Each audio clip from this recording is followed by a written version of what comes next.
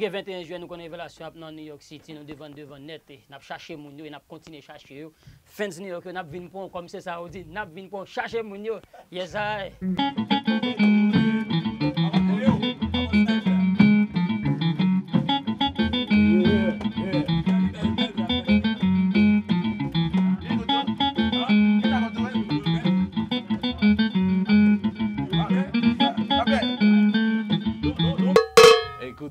Gonna get a 2.5. I'm doing bien.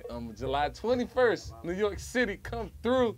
We gonna be there. We gonna be praising the Lord. We gonna be rocking it out. Come by directive, yeah. Hey, New York City, this is Rodney from Revelation. Fais choix pas, Al chercher moun yo, July 21st. Revelation Mizik will be in your town. See you there. New York has been a long time. Shashay, yo, come out and support. One.